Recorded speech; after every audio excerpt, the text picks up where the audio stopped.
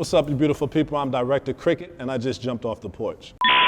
Can't go nowhere if you ain't got no vision. Can't go nowhere if you don't know the distance. Fresh hair, Sunday school, class Christian. Fresh hair, Sunday school. All right, so we got the legendary Cricket, Director Cricket, jumping off the porch with us. You feel me? Man. You feel me? What's happening? How you feeling today? Man, I'm feeling great, man. Man, I feel good too. It must be the energy I'm exuding into you. You know what I'm saying? That's what I do. What's good? Talk to me. Nah, that's what's good. Nah, I appreciate you coming by today, too. Man, I'm glad you guys had me. Of course, man. You know, we go way back with it, man. Hey, so. Started this shit. Yeah, we got a lot of stories to talk about, but before that, let's take it back to Detroit, man. Ooh, East 7 Mile, Detroit in the building. Yes, sir, man. So, like, growing up, were you, like, always the creative type, or? Yeah, my whole life I've been creative. In Detroit, I did music production. You know, so like the Royce 5'9" and Eminem and J Dillas and all that. I was a very, very instrumental part in that. You know, as far as the hip hop history in Detroit, real intricate part. So creative from a music standpoint, all the way. Yeah. I even danced and shit, but I don't really tell people that. But really? Yeah, it was hip hop dancing. It wasn't like a male dancer or nothing like that. It was like hip hop. You know what I'm saying? Like scoop and scrap lover, shit like that. But yeah. What was like, where with J Dilla then? Or what was he like as a person, man? So it's so crazy. They just sent me a book literally yesterday. It's the book on J Dilla. They called me for a bunch of the inserts to talk about how we met. Yeah. So I discovered him from a friend. He was a genius, man. He was way ahead of his time. The way he created beats, fucking double dual cassette player, and with the high-speed dubbing, he'd put his finger in there to slow it down, to truncate the drum pattern to match the samples. He was just a real incredible cat, and it was a pleasure to know him and have him be a part of my life. And we just worked. An old school cat that's really saved my life and saved me from the streets. Amp Fiddler played music for Parliament Funkadelic, and he stayed in my neighborhood. And I knew they had the dreads and shit and the crazy cars and shit. It was totally different from anybody in Detroit. So I had this idea that I wanted to rap and shit, and I was like, yo, I want to rap, I want you to help me. And he said, I'm gonna show you something. He said, you such and such them kid from down the street? And I said, yeah. And he said, I'm gonna show you something else. And he showed me how to make beats. And it changed my fucking life. So that's how the music shit came along. Then I met J Dilla. He was way better than me. And I was just telling Amp, like, yo, this kid is unbelievable. He like, I don't want nobody in my house, because Detroit motherfuckers, the kids is bad. He like, I'm like, please, just check this motherfucker out. This is different. Checked him out, was like, yeah, he a genius. Lollapalooza tour, he took the tape, gave it to Q-Tip from Tribe Called Quest, and J Dilla was a star for the world. Yeah. You know what I'm saying? So, So what brought you down to Atlanta, man? Wow. Damn, you really want these stories, huh? Shit. I came to Atlanta because a female group, my son's mother, was in a female singing group, and they was doing a deal with Dallas Austin. Okay. And we came to Atlanta. I just came in support, and we came down here, and I checked it out, and I was like, yo, this place is fucking nuts. It was just a different energy. It was just different, totally. So they worked out what they was trying to work out. It didn't work out the way that they wanted to. They left and went to Detroit. Me and my homeboy stayed out here, slept in the car, that whole story. Locked in with a couple of people. Too Short was one of the people. What's up, Short Dog? Locked in with him. Some people at Bobby Brown's studio, which is now Stankonia, but back when I came, it was Boss Town. You know what I'm saying? And Tim and Bob over at DARP, which was Rowdy Record Studio, which is now Future Studio. So, was around for that, and I kept kicking it around, messed with a couple of people, ran into some Detroiters that had a rim shop with a bunch of rappers, and they dealt with Redman and Eric Sherman and all those guys. So then it gave me a homestead to be around, to hover for the music. And from there, we just kept grinding. Me and my partner kept grinding. Got into some trouble, went to jail. As soon as I got out of jail, I went back to Detroit. Oh, shit. Yeah. 10 years later, came back, said, I'm gonna just beat the ground, just grind. I'm gonna go out there and I'm gonna just grind. I don't give a fuck. I knew it's a place of opportunity. That's all I knew. And I knew Detroit, it was coming up, but it was still a dead end place. It's just very, very hard to make it outside of Detroit. So came back, pounded pavement, and a couple of jobs, hated them, tried to do the music. It was real segregated. It wasn't like it is now, you know, with the camaraderie and brotherhood. It was nothing like that then.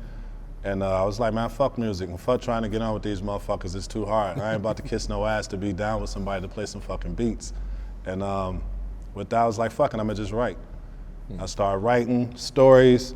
Then my boy was like, nigga, we can shoot this shit. And bought some cameras, and we was terrible. Kept grinding. My brother C-Note, producer, Honorable C-Note, introduced me to a cat named Dwight Phillips. He's an Olympic long jump champion from Atlanta. He had the same vision. We tapped in, he liked everything. We created a company, and I went crazy. I went crazy, you know what I'm saying? Put it in short. My best friend with me at the time passed away in the midst of building that studio. He was always gone, so I gave everything to that studio, and that's when Cricket was born. Okay. You know what I'm saying? To Atlanta as far as the videos is concerned. Yeah. But I got into it to do film, but I was for shit, and the videos just took off.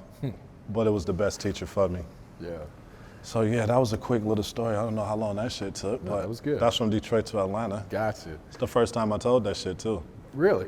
Yeah, in totality like that, yeah. So Bankroll Fresh, man. How'd you link with him? And you know, just kind of talk about that relationship y'all two had too. So Fresh I met through Parlay from the Franchise Boyz. Shout out to Parlay, man. I met Parlay because a gentleman named Howard Gibson, a film director, brought me in on writing a script for them. It was the first time that I had an opportunity to work with someone who did professional screenplays.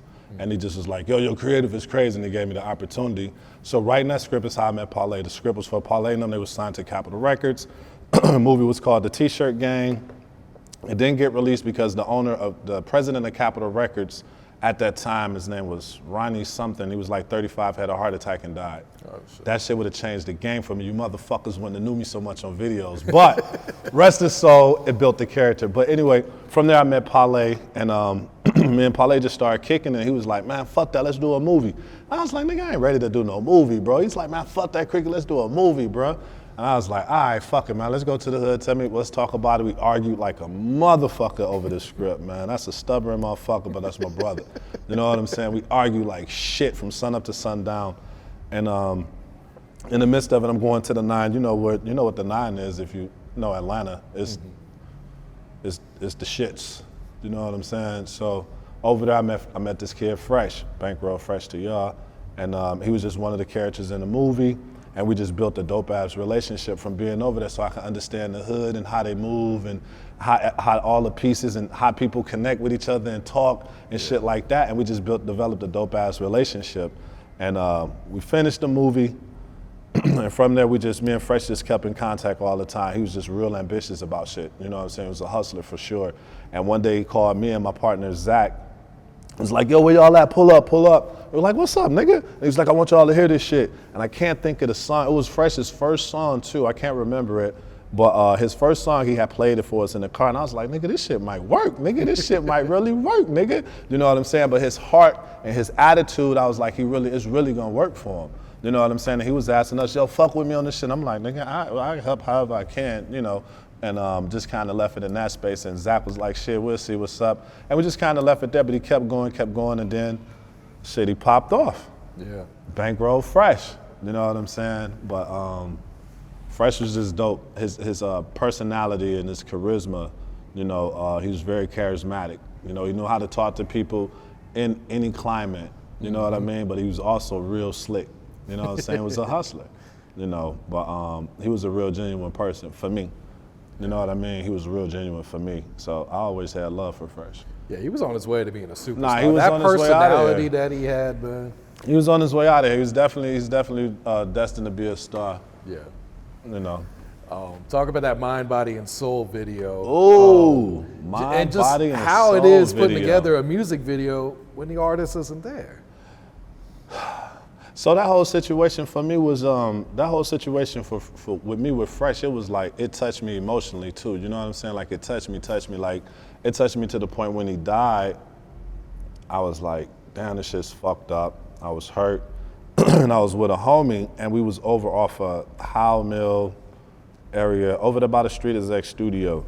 And we was going somewhere, and I was like, man, fuck that. We need to walk past where they killed little homie. It's like, we need to stroll past that. I need to see where they took my bro's life at. And we slid by there. It was the first time I ever seen a fucking hawk in Atlanta. Really? You know what I'm saying? It was like, what the fuck? I whipped the phone out and shit. I trail a motherfucker. He sits right at the tip of the street exec studio. Oh, shit. I was like, damn, that's fresh. You know what I'm saying? I was like, I love you, bro. You know what I mean? It was like he came to see me and then the motherfucker flew off. That shit was crazy as shit. And then shortly after that, his father, Richnum, and his mother, them called me and was like, yo, we want to talk to you. I was like, okay, cool. And it was like, yo, we want to do this Mind, Body, and Soul video for Fresh. You know, it meant a lot to him. You know what I'm saying? And then we played it, was like, You know what I'm saying? It was kind of dark, but spiritual, like, you know. And I was just like, damn, it touched me. I was like, damn, this shit creepy dope. You know what I mean? It's a feeling to it. And I was like, yo, how we gonna tell this story? And then I was like, his son looks just like him. Yeah. You know what I'm saying? Now, let's show the innocence of his son with, you know, to reflect who he was, you know, to the culture. Show that level of innocence to bring the temperature down since he died so violently. You know what I mean? Everybody always play and glorify off of the street shit. I always like to tell a different story to give you an alternate ending. Yes, it could be street, but it could be something else. We don't always have to choose street. You know what I'm saying? Compelling people and stories come from the streets. You know? So with that, it was like, use his son, use his mother, make it more family, make it more familiar, make it more genuine. And then we'll use the fact of the black magic aspect of it, where it's like with the contract and the scroll and that whole shit is like the sacrifice type of shit. You see what I'm saying? Like a motherfucker be willing to sell their soul for this shit and it's not even worth it. You know, so that was the whole dynamic of that whole story. And then, you know, the red cloak was Fresh, you know, that was to emulate that was him. And you see how he protected the one guy from the gunshots. He was there watching over the son while the son was praying. You see what I'm saying? Things of that nature, you know. So, you know, Bankroll Fresh live forever, the angel. And no matter what happened, even with that dark force, it can never, you know, penetrate the blessings and, you know, the spirituality of Bankroll Fresh. So that's what Mind, Body, and Soul was for me. Nah, it turned out really dope too. It's for your mind, body, and soul, and your spirit. Real shit. Yeah. Man. Long live Bank, man. Long live Bank, thank God. Yeah. Talk to us about this Bussin Juggs video and how Bussin Juggs? And how it got leaked. Funny, online. yo, you took it back. Yo, so if anybody want to know how Cricket really got turned up, this is a dope story. You're dope. Get a call from Propane. Video guy is shooting Gucci and Waka. It's a Bussin Juggs video. They need some lenses. All right, fuck it. I got the lenses. Cricket, ride with me. All right, fuck it. I'll roll. Get over there, take the lenses. I meet video guy. It's like our second time because he was supposed to be the director for the franchise movie. You know what I'm saying? Yeah. So time forward, we run into each other again. I'm coming up as a video director. He's the man as the video director. So pull up, they shooting the video and shit. I see Gucci, I'm like, damn, there go Gucci and shit. I'm gonna be shooting for these niggas. You know what I'm saying? That's what I'm saying in my head. I'm like, I'm about to be shooting all these motherfuckers. I don't give a fuck. I'm shooting all these niggas, right? So giving the lenses and shit, I kick it. He got a dolly shot. I helped the nigga with the dolly shit, you know, cause it was manual then, so I'm gonna help pushing the shit. He like, this nigga cool. By the end of the night, he's shooting a scene with Gucci on the porch, and he look over to me like, yo, fuck that, what you got? And I was like, oh, what, you gonna let me rock one?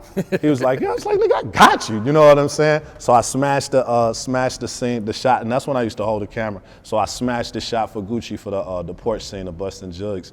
And then when he was cashing me out for the lenses, they was like, yo, I see y'all moving, cut the video. I'm like, what? All right, bet, let's go. So we get to the crib, it's me and Left. Blowing gas, cutting the video, we gigging like, nigga, this shit hard, we gonna make it a movie. Got the Spanish nigga talking this shit, we got the soundtracks, the sound effects, everything, what niggas wasn't doing, we really doing it. So we put all that shit together, we high as fuck, we having a good time, niggas nod out, and then put the privacy protection on the Vimeo. On Vimeo. Wake up the next morning, phone going crazy. Like, bro, what the fuck's going on? I'm like, bro, what you talking about? He's like, man, the video everywhere, man, Gucci gonna kill you, nigga. I'm like, what the fuck? The video guy called me like, yo, bro, what the fuck, nigga, got the video? I'm like, bro, who the fuck you talking to, nigga? I understand it. Nigga, we gonna figure this shit out. Fuck that. You ain't gonna talk to me crazy. That whole shit, you know what I'm saying? I'm like, nigga, I choke you out. It's that type of energy, right? And then fucking Gucci called. Oh, shit. I've never talked to Gucci before in my fucking life. This is the first time. This motherfucker get on the phone. He like, yo, man. We like, yo, man, what the fuck's up, bro? He was like, I was selling that motherfucking video to the label, bro. You owe me 10 videos. I was like, fuck.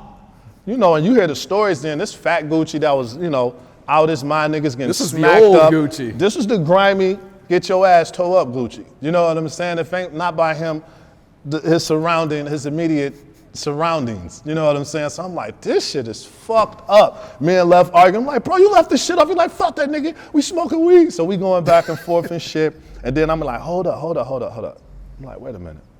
I'm like, bro, we lit. What the fuck you mean we lit? Like, nigga, we about to do 10 videos for Gucci, nigga. After we do this 10 videos, it's up, nigga. Fuck is you saying? 2 days later, Gucci called me. Come to the studio, patchwork. I'm like, they about to beat me down, bro. These niggas about to try to jump me in this bitch.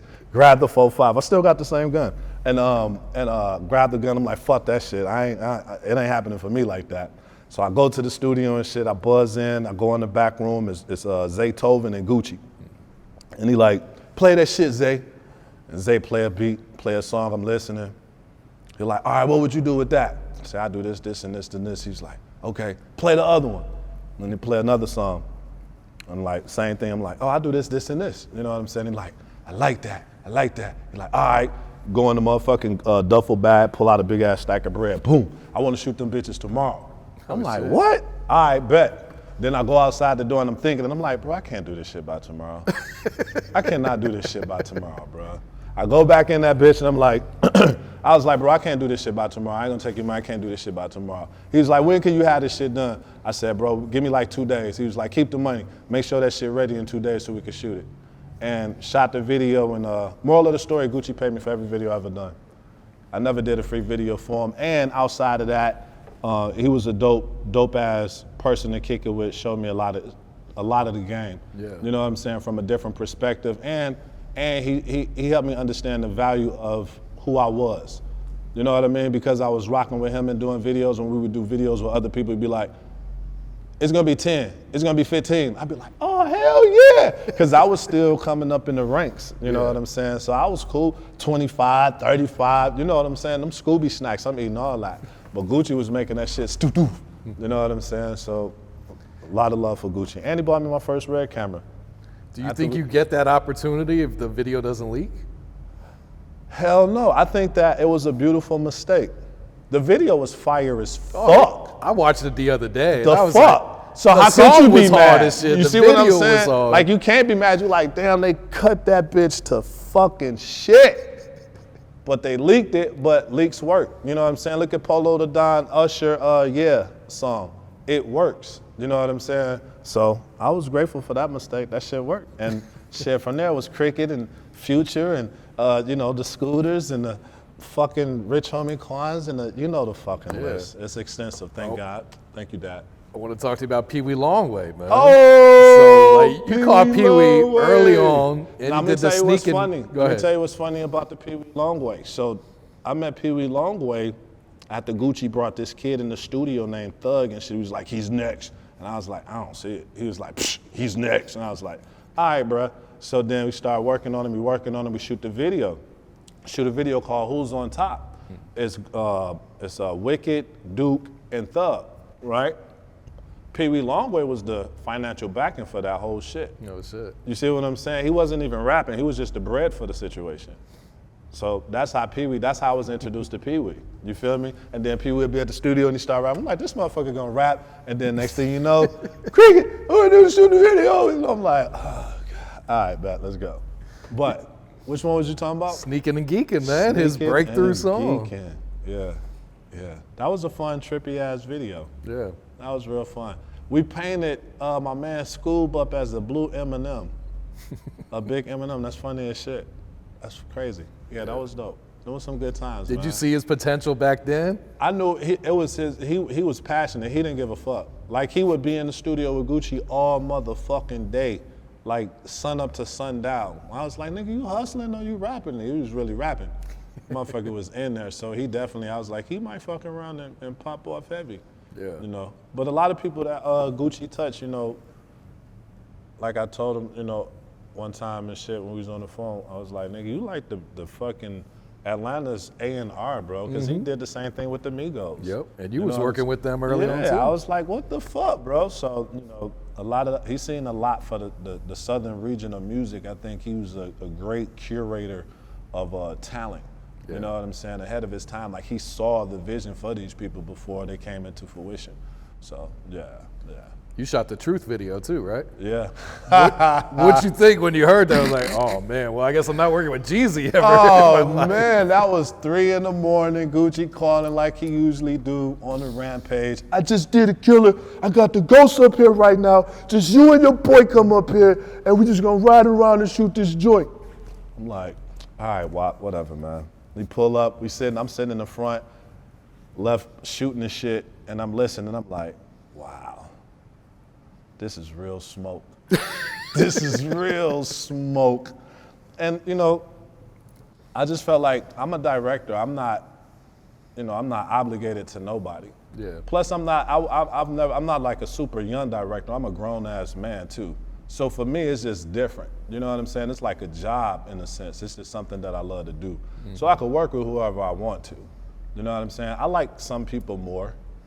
You know what I'm saying? For different reasons. But on the real, like a lot of my relationships within the music video industry has been like straight up platonic, like business, and that's just it. Yeah. It's not like I'm at your bar mitzvah and shit like that. You know what I mean? So it's just, I felt like for me, it made it so that I could, you know what I mean? Because I deal with a lot of different people in a lot of different areas throughout Atlanta over my career. You know, I would be in danger a lot of times for a lot of the shit I did for different crews and stuff, you know, so, yeah. What was it like working with Young Mazi? Mazi was my brother. I love Mazi. Mazi was super dope, you know what I'm saying? Mazi had a genuine spirit. He was just a savage, but he really cared about people he cared about. Yeah. You know what I mean? And I just saw potential in him, and I just really wanted him to win because I felt like that was something that could transition him and his life somewhere else. It could give him an opportunity to live a different life, you know what I'm saying, and raise his daughters, you know, because he really gave a fuck about that. But he was still tormented by the streets and shit, the shit that he was raised in, the shit that's all he knew. It was real hard for him. Like, he would really have nightmares and really be fucked up off that shit because it was just festered in him, you know what I'm saying? But I think if I'd have had some more time with him, you know what I'm saying, I could have shined some more of this light on him. Yeah. You know. I know every interaction I had with him, he was just very genuine, very humble, cool, very real nice. Cool, yeah, real cool, cool real guy, protective man. and shit. I used to have to calm him down over simple shit. Yeah. Motherfucker be savage. Who did what about this? I'm like, bro, no. But love Mazi. Great guy. You did Thug's Stoner video, but didn't get released, or it was an alternate version? What happened between that? I can't, these stories, you a motherfucker, man. You a motherfucker. So, you're a funny guy. You're a funny guy.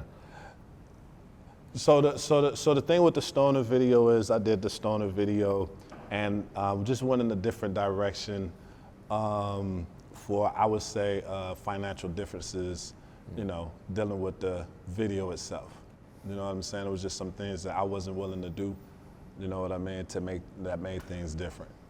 So I think that's a good way to just put it, to make it nice and breezy. But you shot the first one? I shot the dope one. I shot the shit that was fire. I shot the heat. You know what I'm saying? You know, same thing with the cut that bitch off. That was my next question. Yeah, I shot the heat. What happened? Because man, listen, man, these motherfuckers was terrified of me, bruh. Fuck all that. You know what I'm saying? Just super creative, super talented. I knew what I wanted. I was mad driven. And sometimes when you like that, it intimidates people. You know what I'm saying? When a motherfucker is focused and they got to drive, sometimes people be like, they can't harness it. See, when you're in a controlled environment, like in this space of music videos and shit like that, it's a controlled environment till you get to a certain level. I worked within the level, within the range which I was in. You know what I'm saying? So when it started getting for me busting the goddamn roof, you know what I'm saying? A lot of trick shits happen, a lot of trick jabs. So I would say intimidation, not being able to control me in a sense. And then sometimes I was probably a motherfucker. You know what I'm saying? And pushy because I just wanted it. You know what I'm saying? Everything I did was intentional from the fact that I just wanted to be the best at doing it. Yeah. And that was just that. And so for anybody when you in a space like that, you kind of zone out. You get what I'm saying? So if somebody's saying something, I'm like, yeah, but I see this for you. You see what I'm saying? So sometimes I could have got in my own way too with some of these things too. So I accept some accountability, but fuck that, I still feel like niggas was terrified. You know what I'm saying? And they couldn't control it. Yeah, because the cutter off, the one that you shot. Crazy, right? Bro. It's like a no-brainer. Yeah. I went and like watched the two and I was like, what the fuck? It was so Why'd they political, choose bro. this Bro, one? it was so political to the label calling me, to the management, all that. I was like, what? And what? Okay. You still got paid though, right? Yeah, I got paid. But pay ain't shit when your pride is in it. Pay ain't shit when it's your craft and you want the world to see something that you do. Money don't mean shit when it gets to that. You know what I'm saying? I said fuck money a lot of times for looks, but I would tell you young creators out there, fuck a look. Make sure you get paid. And try to change the way that you get paid too. Make sure that you get your true value so that you can create and you can consistently grow. Cause see, one thing that Cricket did was I made it easy. You know what I'm saying? I made it look easy. You know what I'm saying? And a lot of times I just did shit just to, you know what I'm saying? And I was real good at it. I'm real quick on my feet. I could just shoot a video on this bitch in seconds and make it feel and look different without thought. And so, yeah, make sure people value what you do and they pay for that shit. Yeah. Because y'all gotta understand, ain't no rappers without no videos. It just don't happen. But motherfuckers still be like, man, but this such and such and such. Man, that motherfucker got on $20,000 worth of clothes and he wanna give you $2,500. Sit your goofy ass down, man. Or nothing at all. Or nothing at all. You know what I'm saying? Stand for something, man. Don't fall for anything like the great said, man. Come on. And it's only right. I'm not saying this to damage the career of artists or anything. I'm saying this to uplift other videographers and directors and editors that have dreams that's inspired by doing this, that want to do movies and stuff like that. Hey, check it out, man. If you ain't making no money, you can't facilitate those dreams that you have for yourself. Yeah. You're only facilitating the needs of others. So to all my video directors and everybody, y'all get at me, man. I got this new shit at U42 for y'all. It's gonna change y'all life, make you some passive income. So you could pay and upgrade your dreams, upgrade them cameras, upgrade software, upgrade your knowledge of this shit. Don't just shoot shit because you see shit, study this shit. Make this shit real because you could decipher between the two when it gets down to it. And you know how you know that? Because the motherfuckers are still shooting hood videos and that's all they get. And then you notice that the other motherfuckers shoot videos with big artists, different production companies and it look incredibly amazing. That's because they little dogging you. You know what I'm saying? You gotta upgrade yourself. You gotta show growth within yourself. And that's how people respect you. You know what I'm saying? I didn't mean to go on that tangent, but I just felt like good. They need to hear that. You know what I'm saying? Because I'm a fucking educator. All right, so how did you get the opportunity to shoot outside for Youngboy? That's so dope. So Young, I had shot a video. I can't remember. I shot a video with somebody at Young and we met each other. Everybody told me all these stories about NBA. Man, he did, man, me and Young met each other, man. I grabbed him out. Listen, check it out, nephew, and kicked it with him on some real shit. We had a dope-ass relationship, dope-ass connection off the top. Stayed in contact after the fact. I wish I could have been more intricate in his life. And Youngboy, if you see this shit, hit your boy Cricket up. You know I fuck with you. Love to talk to you again. Got some shit that I think would be dope for you, real dope for you. Still proud of you. And grateful that you fucked with me to do the outside video today too. That shit changed my life, bro. But he called me himself. Well, I think 3 called me. And he was like, yo, I want to holler at you. I was like, all right, what up though? It's like, yo, bro, I want to shoot this video. I got the house, I got the car. All I need is you and your people, bro. I'm like, all right. It was like, and I'm paying you for this shit, not the label, so this between us. I said, nigga, whoever giving me the money is who I'm dealing with. You know what I'm saying? So that's understood. I got you, Young, and I'm with you. You know what I'm saying? Get over there, we kicked it, talk about the idea. We just bang that shit. Birdman ended up pulling up later on and shit in the evening or whatnot. And that shit was crazy, man. It was real easy, real fun. We kicked it, had a good time shooting it, man. That shit did like 1 million views every day for like 2-3 months. That shit was unreal. And in that moment, I understood why he said, I'm paying for this shit. This is my shit. Oh, yeah. And then I started seeing the biggest YouTube motherfuckers every NBA, week. And I was like, damn, that's hard. You know what I'm saying? So that was dope to see that he understood the game and he had the knowledge himself to put himself in a position by using his own finances.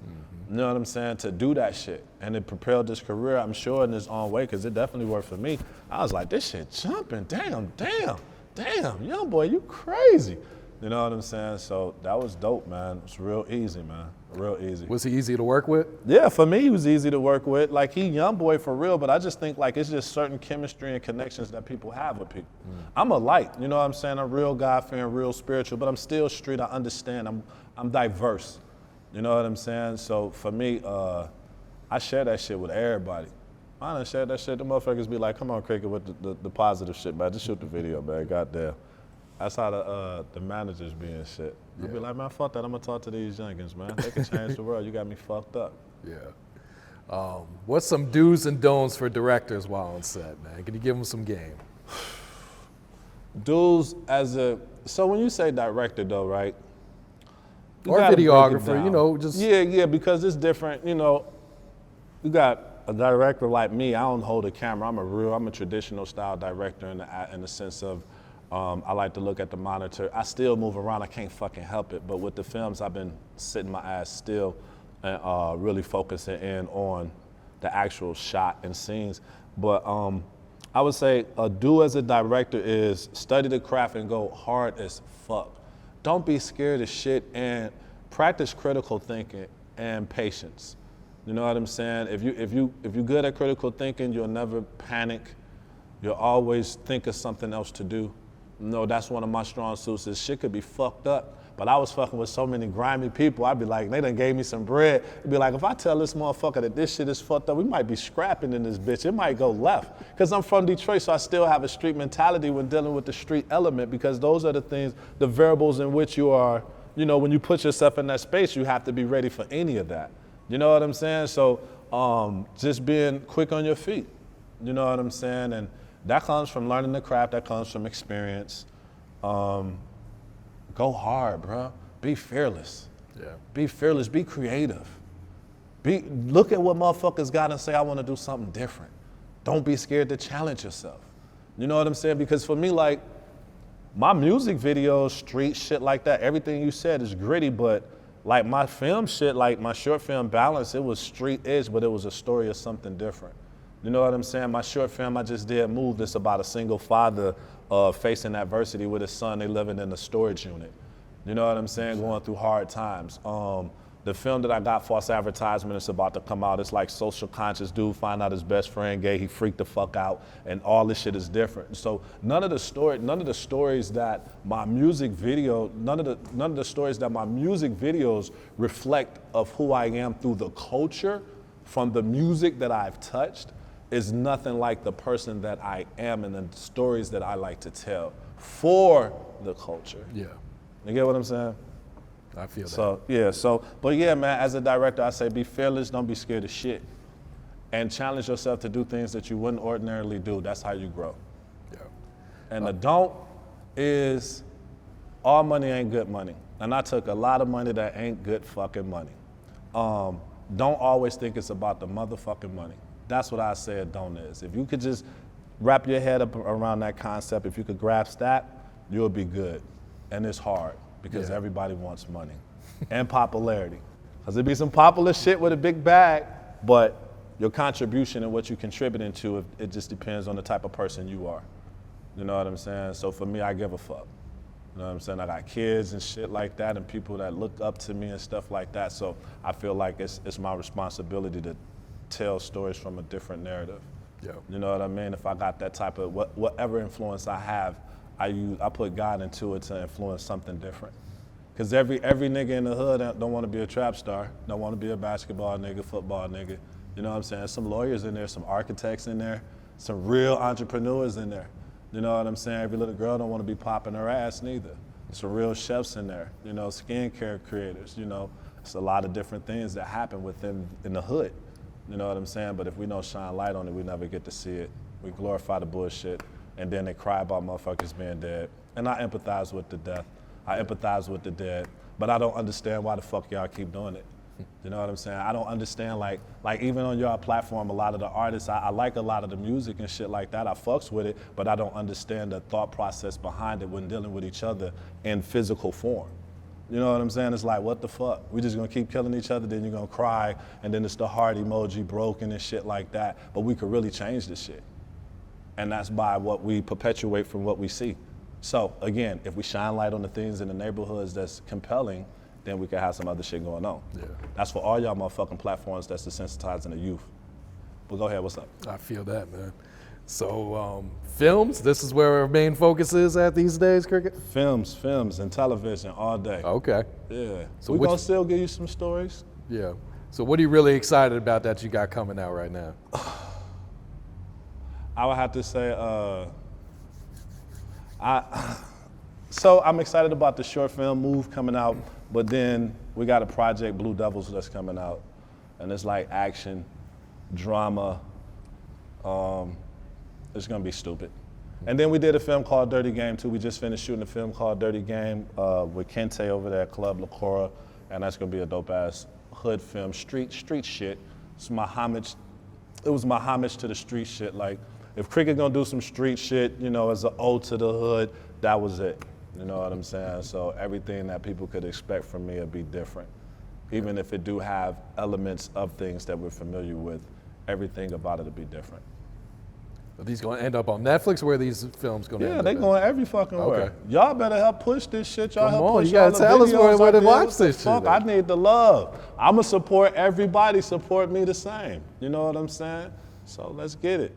For sure. All right, Cricket, do you get any shout outs you'd like to give before we wrap it up here? Shout out to my film and production company, Ambitious Daydreams, the Queen Duchess, everybody that ever fucked with me, all the directors that's up and coming, everybody that supported me in Atlanta, all the music videos, the A&Rs, the labels. Shout out to y'all for putting me in such a great space to be able to create and move the way that I want to.